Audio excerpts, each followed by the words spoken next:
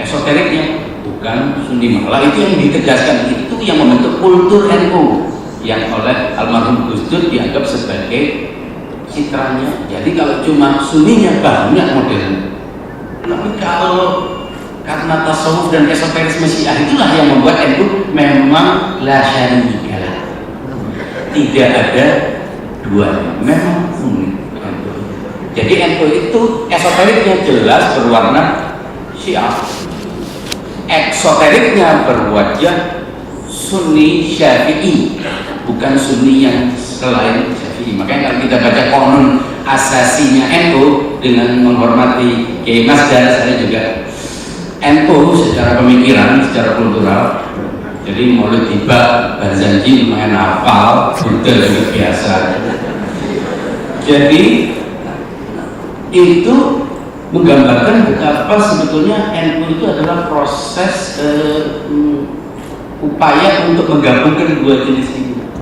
Nah kemudian muncul perubahan terjadi di Timur Tengah. Berubah itu tadi satu misan, karena kebetulan punya banyak istri, jadi bisa memproduksi banyak anak, terus buat sebuah negara namanya satu. Terjadilah perubahan, tidak lagi ada, dulu orang masih ingat Zaini Dahlan, tokoh-tokoh yang benar-benar dikenal sebagai tokoh Sunni Syafi'i. Kemudian yang muncul, nah anak-anak kita itu kita gambarannya masih tetap seperti yang dulu dikirim, dengan harapan mendapatkan pendidikan seperti yang sebelumnya. Ternyata pulangnya sudah bawa palifonis, sesat, bid'ah, kafir dan lain sebagainya.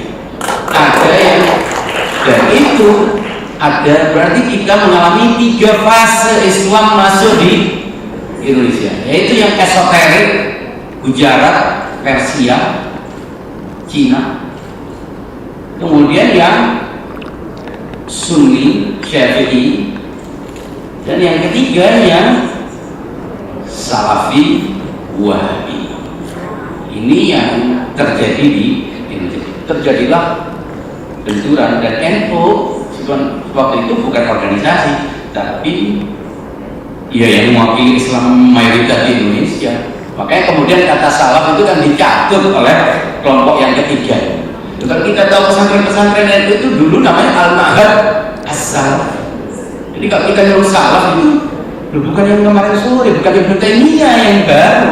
Salaf itu ulama-ulama Imam Syafi'i, Imam Al-Haramain, dan itu yang dianggap sebagai salaf sebetulnya. Nah sekarang Salafi menjadi merek dagang, sebuah kelompok yang orang lain tidak berhak menggunakannya. Padahal yang benar-benar Salafi yang lebih dulu, yang lebih akhir sebetulnya begitu. Terjadilah benturan kepentingan politik dan sebagainya. Dan kita sendiri sudah melihat bahwa di Indonesia ada upaya untuk melemahkan organisasi NU yang saya lihat. Dengan cara apa? Ya dengan menyusupkan tokoh-tokoh Salafi yang memang, atau ajaran-ajaran Salafi melalui masjid, penguasaan, karena mereka memang ngotot, mengeduh kata orang Jawa, masuk kemana-mana dan menguasai banyak. Kebetulan memang banyak devisa dari haji dan umroh, juga minyak, akhirnya banyak dana untuk itu. 1% saja dipakai sudah cukup untuk membiayai, dan akhirnya membuat, melemahkan dan menggunting otoritas dan hierarki kewibawaan para ulama-ulama NU yang cukup representatif itu, sehingga mainnya langsung ke bawah. Terciptalah radikalisme, ekstremisme. Makanya aneh kalau NU, masyarakat NU di bawah, di Bangil, di Sampang, habis hadir Maulid malah menyerang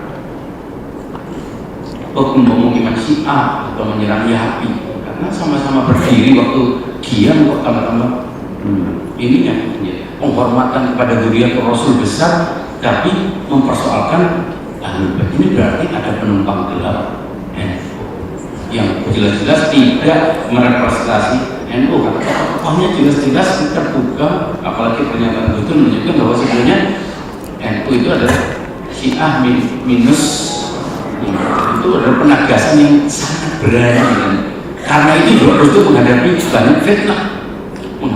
banyak fitnah dan alhamdulillah Gus Dur masih kuat. Salah satunya adalah tokoh yang ada di samping saya.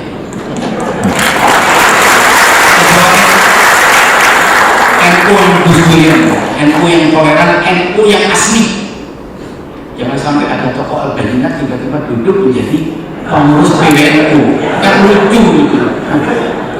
Apalagi tidak lulus sanawiyah bisa jadi saksi ahli. Ini kan jangan sampai terjadi. Terlalu besar penghormatan kita dan cinta kita kepada NU ini. Jangan sampai penumpang-penumpang gelap itu masuk mencoreng citra Nahdlatul Ulama yang sudah kita katakan esoteriknya itu sudah Syiah dan eksoteriknya adalah Sunni Syiah. Hal kedua yang perlu saya juga perjelas bahwa jadi artinya Syiah itu bukan pendatang, dia ada, dan apalagi kesyiahan itu juga perlu diklarifikasi. Kesyiahan itu gradual, jadi tergantung sejauh mana dia terlibat, sejauh mana dia akrab dengan pemikiran-pemikiran Syiah, dia berarti sesuai dengan kedekatannya. Jadi bisa jadi secara pemikiran dia Syiah, mungkin dia menerima prinsip-prinsip tertentu dalam Syiah sehingga dia juga bisa dianggap Syiah. Makanya Syiah itu tidak bisa diidentifikasi, bukan karena Syiah, karena memang cair, nggak ada registrasinya, nggak ada anggotanya, nggak ada seragamnya, nggak ada. Jadi kalau ingin mempelajari Syiah melalui orang-orang yang agak kesulitan, lebih baik mempelajari prinsip-prinsip, dan yang lebih bagus lagi tanya Syiah kepada yang tahu Syiah. Tanya kedokteran kepada dokter, ya, tanya kepada insinyur. Lucu kalau sekumpulan insinyur kemudian membahas tentang salah satu penyakit dalam ilmu kedokteran. Nah, karena itu sekarang saatnya Syiah juga membuka diri. Ini yang perlu diperjelas. Jangan biarkan orang di luar Syiah itu menduga-duga. Jangan biarkan orang di luar Syiah itu menganggap kita ini eksklusif. Tapi sebetulnya tidak benar-benar eksklusif, karena sebetulnya kita jarang diberi hak jawab. Dia keburu diberi vonis, dianggap menodai agama dan lain sebagainya. Padahal kalau saya ini sampai mau bayar, ada yang mau tanya tentang Syiah, tapi dihadirkan bayar sendiri, asal dalam forum yang terbuka, yang ilmiah, masing-masing diberi hak yang proporsional, tidak masalah. Tapi kalau tujuannya untuk mensesatkan, ya tidak apa-apa, asal mau disesatkan, tidak ada masalah sebenarnya. Mensesatkan orang itu boleh-boleh saja, asal yang mensesatkan juga mau disesatkan. Tapi itu juga tidak baik. Ala tuzakku anfusakum, huwa a'lamu biman dhalla an sabilih wa huwa a'lamu biman ihtada. Dia lebih tahu siapa yang sesat, tidak ada masalah. Karena itu apabila sesat ini kemudian dikemas menjadi sebuah produk yang bernuansa keagamaan, dianggap wakil dari firman dari Tuhan, nah itu sama dengan sayembara pahala membunuh. Karena itu ketika ada fatwa, misalnya cuma mengeluarkan fatwa, ya iya, tapi fatwa kamu sudah dipahami sebagai license to kill, sebagai izin untuk membunuh. Tiba-tiba gara-gara fatwa itu ada parang-parang dan telur diacungkan. Tiba-tiba ada anak-anak yang tercerai-berai menangis. Tiba-tiba ada rumah yang dibakar. Tiba-tiba ada ladang yang dibakar. Bahkan ternaknya juga yang tersesat juga dibakar. Karena fatwa, saya kan cuma mengeluarkan fatwa. Ya, tapi fatwa ini oleh masyarakat yang awam dianggap sebagai legalisasi. Saya sudah diingatkan oleh Ustaz Abdul Taufik, jadi saya tidak bisa menjaga. Tentang wilayatul faqih saya tidak sedikit tambah. Wilayatul faqih itu sebetulnya mirip dengan kepausan. Wah, berarti sama dengan Kristen. Enggak apa-apa sama dengan Kristen. Kita ini kan harus dekat dengan ahli kitab, juga harus dekat dengan ahli sunnah. Kita bawa sunnah Rasul.